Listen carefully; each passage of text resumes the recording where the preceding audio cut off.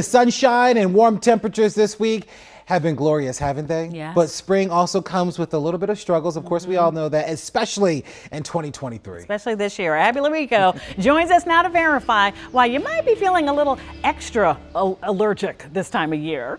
Hey guys, good morning. So the good news here is that it's not just all in your head. The congestion, the sniffles, the aches that come with the springtime and seem like they're getting worse. According to nationwide search trends, DC, Maryland, and Virginia lead the country in Googling allergies. So we turn to the experts to figure out exactly why, yes, this springtime might come just like every other, but feel a little worse. We turn to these sources to verify why. Remember our mild winter? Nice while it lasted, but now, yes, typical allergy offenders like tree pollen are coming in stronger and sticking around longer. The U.S. Army Centralized Allergen Extract Laboratory says this year, tree pollen numbers spiked at the beginning of February, uncommonly early.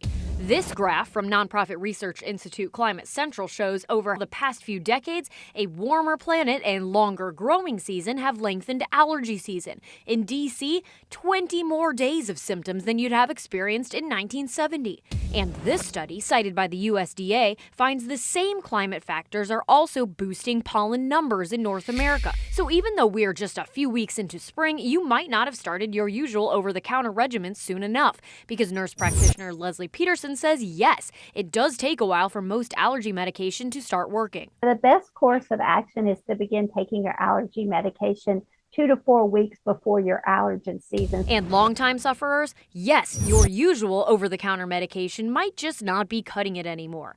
Research and expertise is divided on whether this is because we can develop a tolerance or if it's because our allergies themselves can just fluctuate and get worse over time. Regardless, it could be good to try something new. But don't get discouraged. There's lots of antihistamines out there. Talk to a physician or a pharmacist if you have questions on the best treatments to find relief and prevent long-term issues. We all want to just brush it off and say, oh, it's allergies. But, left untreated and over time, it can really take a toll on you. And Mary, this week has been kind of jackets optional, but tissues mandatory for those of us allergy sufferers. How's the forecast looking for that? Tell me about it. I have been Zyrtec'd up around here.